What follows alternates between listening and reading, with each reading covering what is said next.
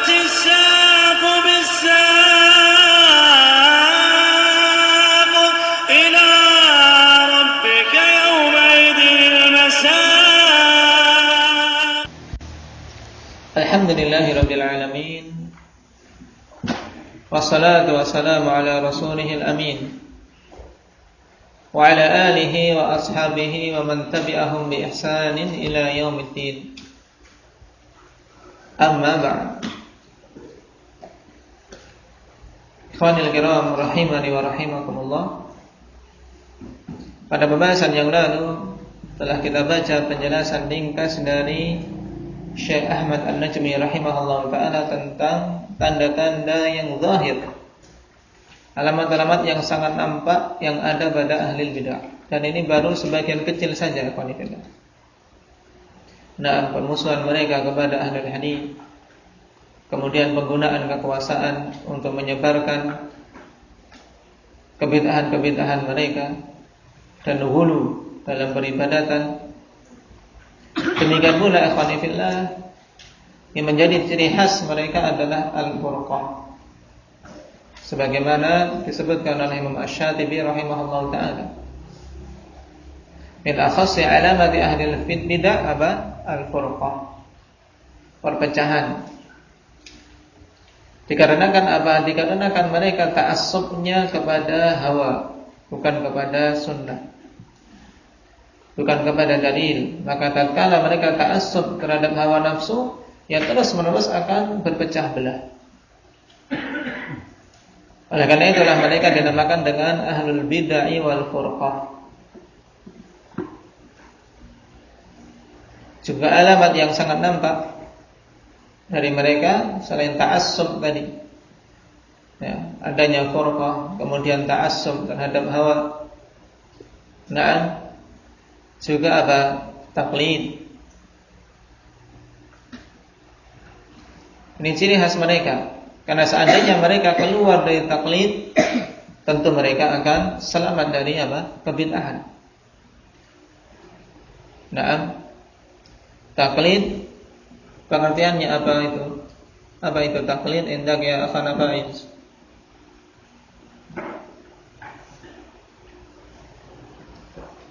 Taib. Nah, yani ittiba'u man laisa qawluhu hujjatan. Mengikuti orang yang perkataannya bukan hujjah. Berarti mengikuti selain Nabi sallallahu alaihi wasallam. Bi ghairi hujjah, tanpa hujjah.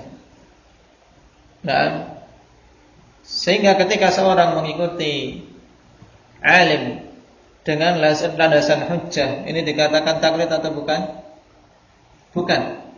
Karena pada hakikatnya dia mengikuti alim tersebut berdasarkan hujjah yang disampaikan. Jadi ingat-ingat ya khanifillah, inilah hakikat taklid. Nah, yaitu mengikuti seseorang yang perkataannya bukan hujjah, tanpa hujjah. Keluar darinya mengikuti perkataan Nabi walaupun kita tidak tahu alasannya. Kenapa? Karena perkataan beliau secara zatnya adalah hujjah.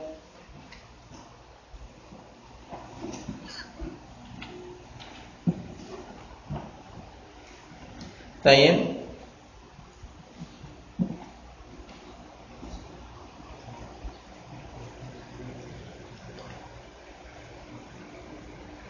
Jadi perkataan Nabi sallallahu alaihi wasallam secara zatnya adalah hujjah. Sehingga ketika kita mengikuti Nabi sallallahu alaihi wasallam tidak dikatakan taklid. Dan mengikuti seseorang yang kita membangun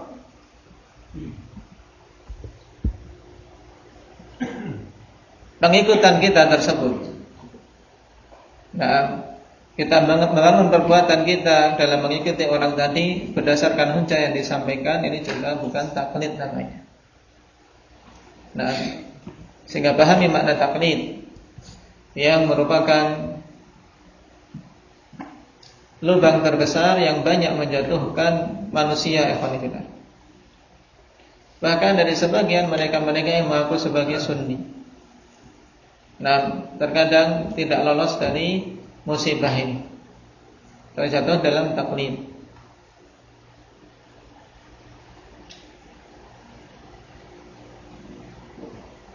Taib. Sekarang kita masuk pada pembahasan berikutnya, dan ini pembahasan yang lebih penting. Nah, yaitu tentang perkara yang berhubungan dengan alamatu ahli sunnah, tanda-tanda ahli sunnah. Karena inilah yang hendaknya kita wujudkan, alhamdulillah. Walaupun perkara yang pertama yaitu berhubungan dengan alamat ahli bidah ini juga perkara penting untuk kita ketahui agar kita menjauh darinya. Tapi yang berhubungan dengan alamat ahli sunnah ini lebih penting lagi untuk betul-betul kita kita berusaha mewujudkan, karena kita mengaku sebagai ahli sunnah. Dan semua iddia, semua pengakuan yang tidak diwujudkan bukti-buktinya ini adalah dusta. Nah, sebagaimana dikatakan kullun yadda'i waslan bil laila walakin laila la tuqirru bidzaka. Semuanya mengaku mempunyai hubungan dengan Laila, tapi apa artinya kalau Laila tidak mengakuinya? Nah, demikian pula masing-masing mengaku sebagai ahli sunnah, tapi apa artinya pengakuan kalau tidak ada buktinya? Dan ini kaidah dalam syariat kita. Sebagaimana dalam sabda Rasulullah sallallahu alaihi wasallam, al-bayyinatu 'alal mudda'i. Bukti itu harus didatangkan oleh mudda'i, seorang yang mengaku-ngaku. Qala rahimahullahu ta'ala, amma adharu 'alamati ahli sunnah fa awwalan da'watuhum ila kitabillahi ta'ala, ay ila mutaba'atihi wal 'amali bih. Adapun alamat yang paling nampak bagi ahli sunnati wal jamaah, yaitu yang pertama, dakwah mereka, seruan mereka untuk kembali kepada kitabullah, ya, untuk rujuk, menyeru manusia kepada kitabullah azza wa jalla. Maksudnya apa? Ai ila mutaba'atihi wal amali bih, yaitu untuk mengikuti kitabullah dan beramal dengannya. Karena inilah kunci keselamatan. Allah Subhanahu wa ta'ala telah turunkan kitabullah sebagai petunjuk bagi kita semua. Sebagai petunjuk yang siapa saja mengikuti petunjuk tersebut, dia akan selamat. Allah Subhanahu wa ta'ala katakan, inna hadzal Qur'an yahdi lillati hiya aqwam. Sungguhnya Al-Qur'an ini menunjukkan kepada perkara yang paling lurusnya, menunjukkan kepada hal yang paling lurus.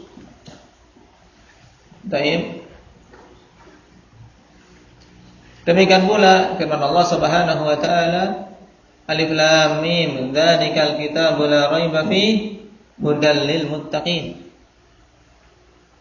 Itulah Alkitab yang tidak ada keraguan padanya, merupakan petunjuk bagi orang-orang yang bertakwa.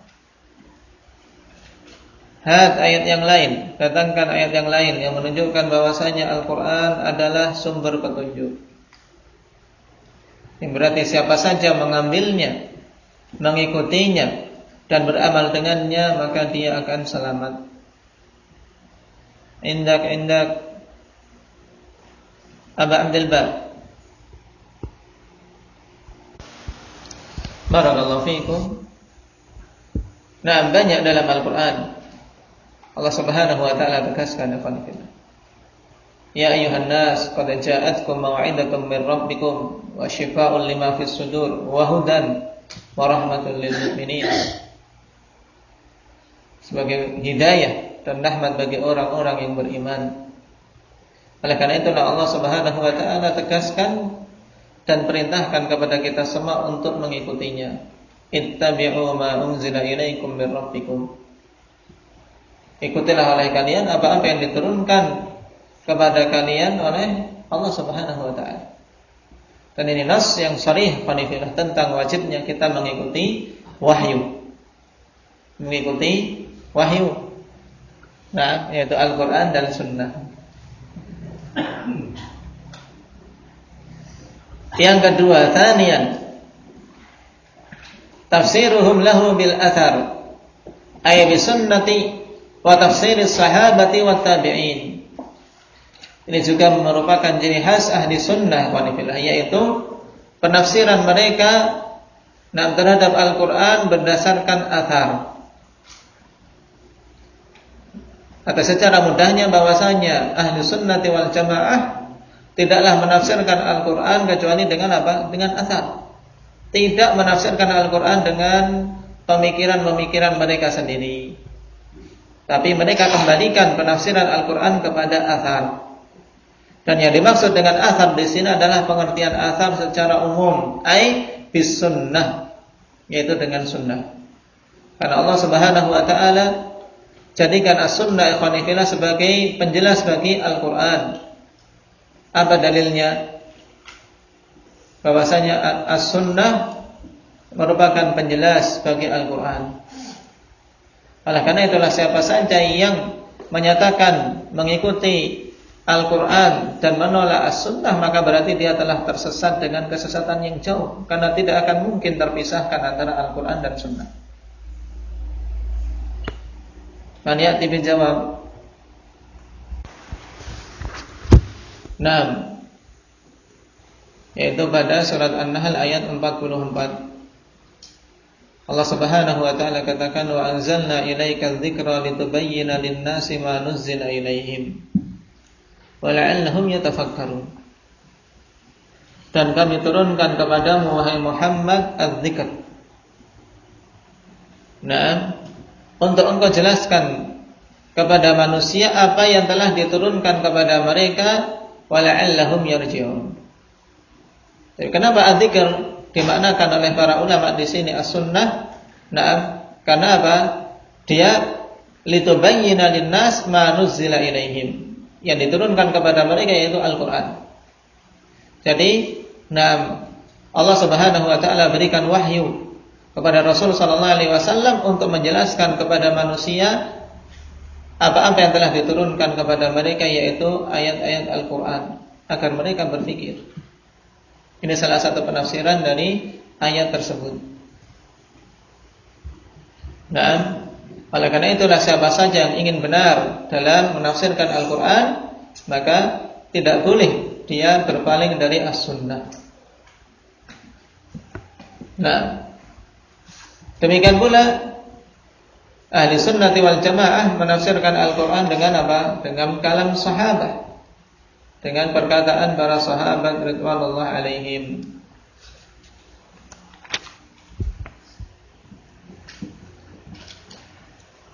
Wa tafsirus sahabati wat tabi'in. Demikian pula tafsir para sahabat dan para tabi'in. Kenapa? Karena mereka orang-orang yang menimba langsung dari sumber yang masih jernih. Sahabat menimba penafsiran Al-Quran dari Rasul sallallahu alaihi wasallam secara langsung, dan para tabi'in mengambil penafsiran Al-Quran dari para sahabat yang Rasulullah sallallahu alaihi wasallam telah tegaskan bahwasanya mereka ini adalah generasi terbaik dari umat. Khairun nasi qarni, tsumma alladziina yalunahum, tsumma alladziina yalunahum.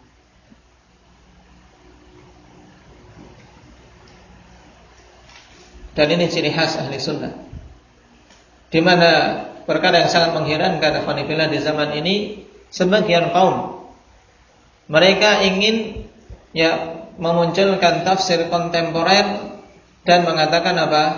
Untuk tampil beda dari tafsir-tafsir yang telah ada. Berarti jelas batilnya. Jelas batilnya. Bahkan sebagian ulama ahli sunnah qanifillah menegaskan, jangan sampai engkau berpendapat kecuali engkau memiliki salaf, engkau memiliki pendahulu. Kemudian ada seseorang datang belakangan ingin menafsirkan Al-Quran yang baru, yang tidak ada contohnya dari para salaf, maka kita yakin ini akan terjatuh dalam berbagai macam penyimpangan. Tsalitsan da'watuhum ila sunnatis sahihatil ma'thurati 'anil nabi sallallahu alaihi wasallam. Seruan mereka kepada as-sunnah yang sahihah, yang diriwayatkan dari Nabi sallallahu alaihi wasallam. Dan ini sangat jelas, ikhwanillah. Tidaklah mereka dinamakan sebagai ahlu sunnah kecuali dikarenakan mereka menyeru kepada as-sunnah dan beramal di atas sunnah. Menyeru untuk kembali kepada sunnah Rasul sallallahu alaihi wasallam dalam perselisihan. Menyeru untuk beramal dengan sunnah Rasulullah sallallahu alaihi wasallam walaupun dalam keterasingan. Allah Subhanahu wa taala telah perintahkan fa in tanaza'tum fi syai'in farudduhu ila Allah war Rasul in kuntum tu'minuna billahi wal yawmil akhir. Apabila kalian itu beriman kepada Allah dan hari akhir, maka kembalikanlah perkara-perkara yang kalian perselisihkan kepada Allah dan Rasulnya. Kepada Allah yaitu kepada Al-Quran, dan kepada Rasulnya yaitu kepada sunnah beliau sallallahu alaihi wasallam. Dan sebagai bentuk pengamalan hadis Nabi sallallahu alaihi wasallam, na'am, alaikum bisunnati wa sunnatil khulafa'ir rasyidin al-mahdiyyin. Nah, berpegang teguh dengan sunnah Rasul sallallahu alaihi wasallam. Ini ciri khas yang paling mendasar dari ahli sunnah. Sehingga afanifillah harus kita bersemangat.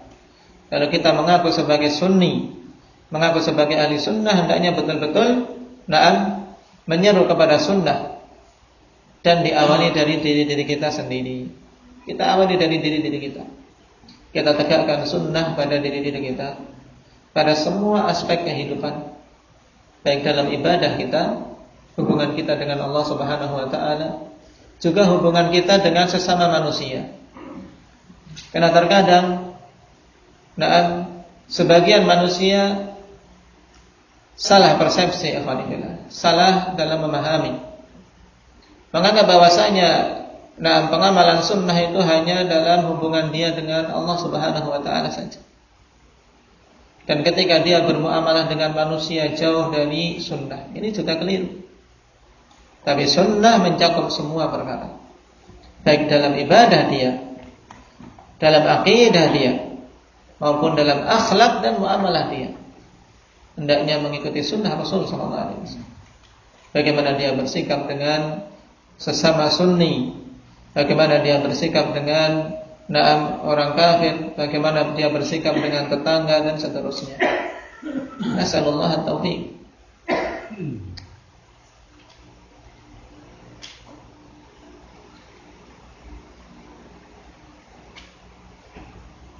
Rabi'an, ciri yang keempat, i'tiqaduhum annaha hiyal mabniyatu hiyal mubayyinatu li kitabillahi wal mufassiratu lah.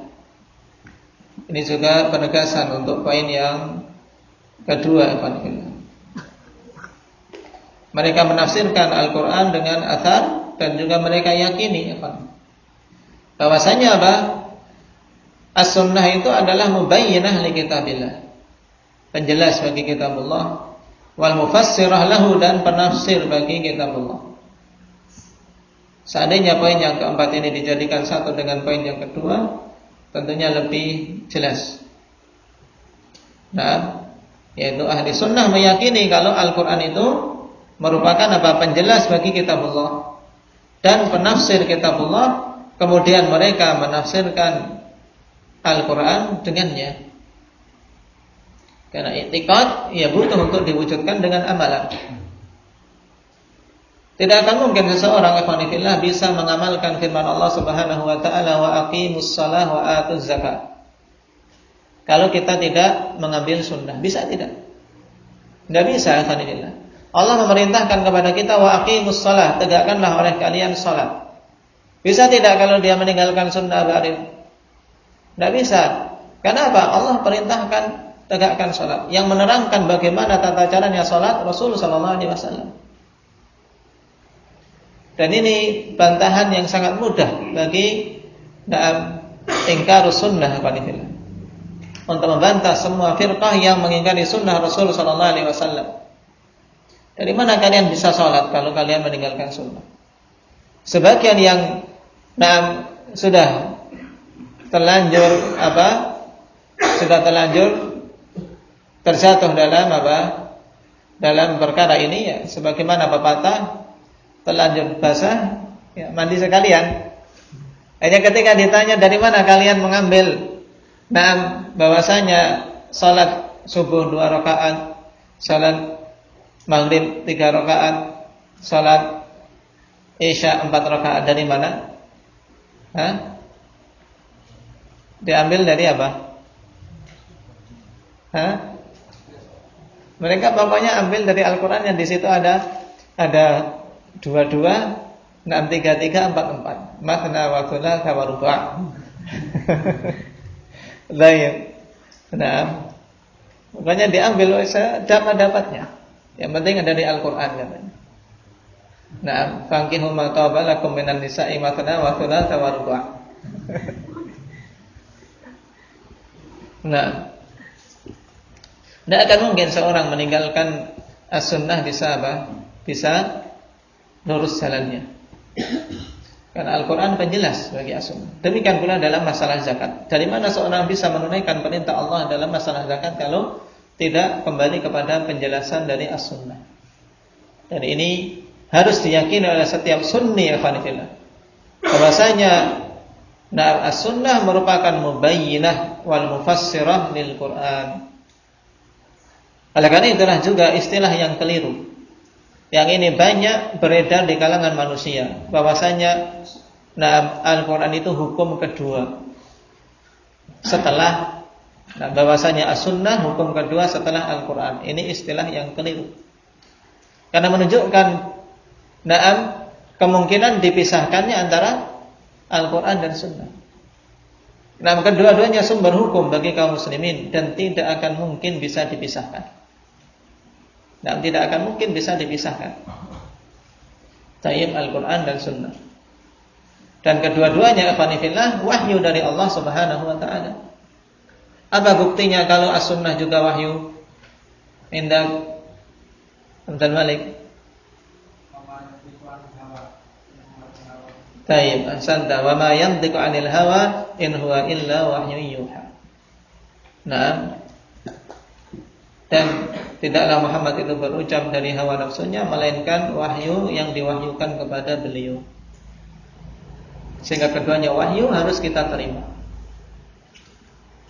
Khamisan, mahabbatus sunnati wa mahabbatu ahliha wa hamalatiha. Kecintaan terhadap sunnah dan kecintaan terhadap ahli sunnah serta para pengemban sunnah. Kalau memang dia ahlu sunnah afanifillah, maka dia harus mencintai sunnah. Disampaikan kepadanya tentang suatu sunnah yang belum pernah dia dengar, ya segera dia menerimanya. Misalnya Rasulullah SAW memerintahkan kepada umat, tasarwalu wattaziru, pakailah sirwal dan pakailah sarung, khaliful yahud. Kita terima afanifillah. Itu sunnah. Dan tidak perlu beralasan dengan hadits yang lain yang ternyata itu adalah hadits dhaif. Baik, yaitu tentang hadits libasus syuhrah yang banyak sekali sekarang diedarkan di kalangan manusia. Dan ini kekeliruan yang sangat. Seorang ahli sunnah tentunya dia mencintai sunnah dan mencintai semua perkara yang datang dari Rasul sallallahu alaihi wasallam. Ini ciri khas. Oleh karena itulah para sahabat radhiyallahu alaihim afanibillah, mereka begitu semangat dalam mengikuti Rasul walaupun bukan pada perkara ibadah. Bahkan tatkala Rasul sallallahu alaihi wasallam mencintai makanan tertentu, mereka ingin menirunya. Karena betul-betul mereka cinta kepada Rasul sallallahu alaihi wasallam. Lihat Anas bin Malik radhiyallahu anhu. Tatkala beliau asalnya tidak suka duba sama sekali, tidak suka duba, sejenis terong-terongan. Tatkala melihat Rasulullah Sallallahu Alaihi Wasallam makan, kemudian ia tetap bau duba, beliau ngambil ya terong-terongan ini menunjukkan beliau sangat berselera. Sejak saat itu aku pun menyukainya karena Rasulullah menyukainya. Lihat, demikian seorang Sunni. Tatkala beliau mencintai sesuatu, ya kita berusaha untuk mencintainya. Tanpa berpikir-pikir ini apakah Naam, perkara yang sekedar adat atau perkara yang betul-betul ibadah. Terlepas dari itu, ikhwanillah, sebagai penunjukan kecintaan kita kepada Rasul. Naam. Baik, adapun perkara ibadah, naam jelas. Seandainya pun itu hanya sekedar adat, tidaklah Allah Subhanahu wa taala pilihkan kebiasaan untuk Rasulnya kecuali apa? Yang paling bagusnya. Dan ini perkara yang sangat mudah untuk membantah mereka-mereka ikhwanillah yang mengingkari naam seorang yang memakai jubah di tengah masyarakat. Memakai jubah, memakai gamis, yang memakai pakaian Rasul sallallahu alaihi wasallam. Sebagian seorang yang mengaku sebagai sunni, mengaku sebagai salafi mencela. Nah, kenapa kalian pakai jubah di tengah masyarakat Jawa seperti ini? Nah, ini pakaian syuhrah. Kemudian datangkan hadis apa? Man labisa thawba syuhratin fid dunya albasahullahu thawba madallatin fil akhirah. Siapa saja memakai pakaian syuhrah di dunia, maka dia akan dipakaikan oleh Allah pakaian kehinaan di akhirat. Telah kita bahas dalam pertemuan yang lalu bahwasanya hadis ini tidak ada yang sahih dari semua jalannya. Tidak ada yang sahih dari semua jalannya. Kalau toh perkaranya sahih, maka harus kita ketahui makna pakaian syuhrah.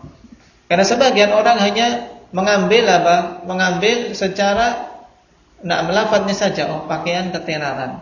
Berarti kalau pakai pakaian yang kemudian menjadikan orang memandangnya, baik, yang berbeda dengan pakaian kebiasaan daerah setempat, itu langsung dihukumi pakaian syuhrah. Baik. Dan dikatakan ini orang yang salah dalam menerapkan sunnah katanya. Yang betul ya kita pokoknya harus bunglon, mengikuti pakaian setempat. Ini keliru ikhwanillah. Karena kalau kita perhatikan syarah para ulama, pakaian syuhrah yaitu seorang yang memakai pakaian yang memang dia menginginkan ketenaran, walaupun itu pakaian syar'i. Kalau dia dalam hatinya menginginkan ketenaran, ingin tampil beda, ingin viral kata orang. Misalnya sama-sama pakai jubah, kita semua pakai jubah, kemudian dia datang memakai pakaian jubah yang pokoknya ngetren, yang ingin tampil beda. Ini juga secara apa? Secara perorangan dia masuk dalam pakaian syuhrah. Atau dia berada di tengah-tengah orang yang pakaian biasa-biasa saja, kemudian dia ingin pakaian yang mewah, walaupun sesuai syar'i, tapi dia masuk juga dalam larangan, karena masuk dalam kesombongan, ujub. Ini pertama. Kemudian yang kedua, ikhwanillah, makna yang sahih dari pakaian syuhrah adalah kullu libasin yukhalifu libas asy-syar'i. Semua pakaian yang menyelisih pakaian syar'i, itu pakaian syuhrah. Ini asalnya. Baik, walaupun manusia ikhwanillah, manusia semuanya memakainya. Kalau itu menyelisih pakaian syar'i, yaitu pakaian syuhrah. Kalau kita apa? Kita berpendapat tentang sahihnya hadis, dan ini makna yang sahih dari hadis berdasarkan dalil-dalil yang lain. Baik.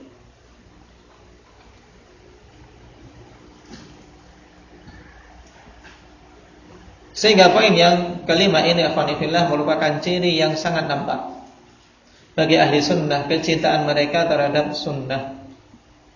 Apa saja kalau itu sunnah, cintai.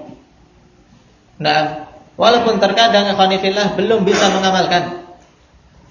Karena sebagian manusia, karena dia tidak mampu mengamalkan, akhirnya jengkel, tidak suka ketika ada orang lain mengamalkan. Ini keliru total. Kalau seseorang belum mampu mengamalkan ikhwanillah, tapi cintai dulu perkara itu. Cintai. Karena asal taufik seorang bisa mengamalkan suatu amalan dari amalan sunnah kalau dia sudah mencintai itu. Mahabbatus sunnah. Allah Subhanahu wa taala jadikan tolak ukur kebenaran cinta itu ya dengan pengikutan. Qul in kuntum tuhibbunallaha fattabi'uni yuhibbukumullah wa yaghfir lakum dzunubakum. Wahai sekalian manusia, apabila kalian mengaku mencintai Allah, maka ikuti aku. Katakan Nabi Muhammad, in kuntum tuhibbun Allah. Apabila kalian itu mencintai Allah, ikutilah aku. Kata Rasul sallallahu alaihi wasallam. Nah, dan juga ikhwan fillah, perkara hendaknya kita ingat, Rasul sallallahu alaihi wasallam, demikian pula para sahabat mengutus, nah pada zamannya ikhwan fillah diutus utusan ke negeri-negeri, diutus utusan ke negeri-negeri. Ada saat itu para sahabat ke negeri Ethiopia. Nah, kemudian pula di masa Umar ikhwan fillah, kaum muslimin mencapai negeri Faris wa Rum. Nah, tapi mereka tetap bangga dengan pakaiannya, bangga dengan pakaian kaum muslimin, bangga dengan pakaian yang memang merupakan itu ciri khas muslim. Tidak ada kemudian bimbingan dari mereka satupun. Kalau kalian dakwah di negeri Rom, pakai pakaian bangsa Rom. Nah, dakwah di negeri Persia, pakai pakaian bangsa Persia. Tidak ada. Nah, karena kalau kalian menyelisih pakaian negeri itu, ya kalian pakaian syuhrah. Nah, tidak ada. Nah, dan Rasulullah sallallahu alaihi wasallam, nah, seandainya perkara ini akhwanifillah, perkara pakaian, kembalinya kepada apa? Masalah apa? Ikuti kebiasaan pakaian setempat. Nah, ikuti kebiasaan pakaian setempat. Tentunya akan diwahyukan kepada beliau akhwanifillah, karena nah, beliau khabarkan dalam banyak hadis tentang jayanya kaum muslimin. Nah, kaum muslimin akan menguasai negeri-negeri. Baik, kejayaan kaum muslimin. Dan akan dibimbingkan tentunya kepada mereka untuk mengikuti pakaian kaum itu. Tapi tidak, tidak ada satu hadis pun yang demikian. Nah, tidak ada satu hadis pun yang demikian. Oleh karena itulah bahkan seorang muslim hendaknya bangga dengan apa yang datang dari nabinya. Bangga dengan apa yang datang dari nabinya. Yang dipilihkan untuk nabi, baik itu adat, baik itu kebiasaan, itulah yang terbaik. Maka kita yang ikut yang terbaik. Kita ngikut yang terbaik. Ya tidak. Nah, baik itu dari sisi pakaian maupun yang lain. Bahkan cara tidur. Bahkan cara tidur. Kalau itu memang cara tidur Rasul, kita contoh. Kenapa? Karena itu cara tidur yang paling bagus tentunya. Nah, cara tidur yang paling bagus. Ini penting untuk antum pahami, karena banyaknya syubhat dalam masalah ini. Nah, mahabbatus sunnah wa mahabbatu ahliha wa hamalatiha. Selain mencintai sunnah, dia hendaknya mencintai apa? Para pengemban sunnah tersebut. Tidak boleh seseorang dalam masalah ini memberikan wala dan bara yang sempit. Nah, kalau mereka mengamalkan sunnah, kita cintai. Kalau mereka menyelisih sunnah, maka kita benci. Wa i'tiqadun annahum humul ladzina yahfadullahu bihimuddin. Dan berkeyakinan bahwasanya ahlu sunnah itulah orang-orang yang Allah menjaga agama ini dengan sebab mereka. Dan Allah jaga agama ini dengan sebab ahlu sunnah. Dan mereka inilah yang dimaksudkan dalam hadis Rasul sallallahu alaihi wasallam, la tazalu ta'ifatun min ummati dhahirina 'alal haqq la yadurruhum man khalafahum wala man khadhalahum hatta ya'tiya amrullah. Yaitu akan senantiasa ada sekelompok dari kalangan umatku yang mereka tegak di atas al-haq. Itulah ahlu sunnah. Tidak peduli orang-orang menyelisih mereka atau tidak mau memberikan pertolongan. Karena pertolongan ahli sunnah itu dari Allah Subhanahu wa taala semata. Wa qad zayyana Allah Subhanahu quluba ahli sunnati wa nawwaraha bihubbi ulama'is sunnah fadlan minhu 'azza wa jalla. Dan sungguh Allah Subhanahu wa taala telah hias-hiasi di hati ahli sunnah, dan Allah terangi hati ahli sunnah untuk mencintai para ulama sunnah. Ini juga ciri khas ahli sunnah yang mencintai para ulama sunnah sebagai bentuk keutamaan dari Allah Subhanahu wa taala. Qila li Abi Bakar bin Ayyash seorang imam thiqah al-Hanifillah, walaupun di akhir kehidupan beliau ada perubahan pada hafalannya karena ketuaan beliau.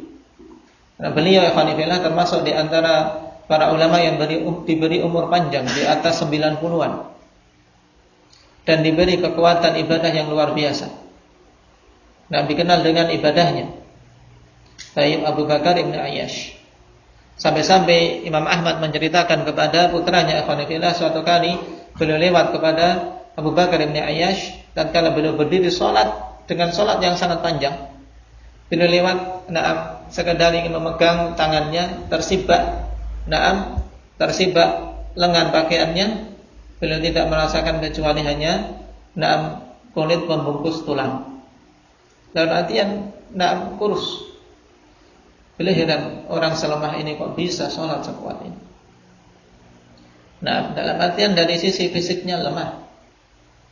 Nah, tapi demikianlah taufik dari Allah Subhanahu wa taala.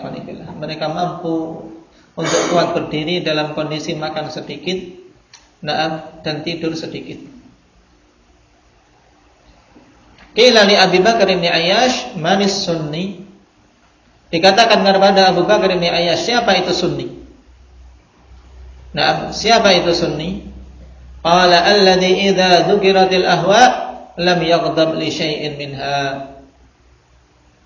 Seorang sunni ikhwanifillah yaitu apabila disebutkan tentang al-ahwa, sebagian riwayat al-bidah, yaitu kalau dibicarakan kebid'ahan dia tidak marah sedikit pun.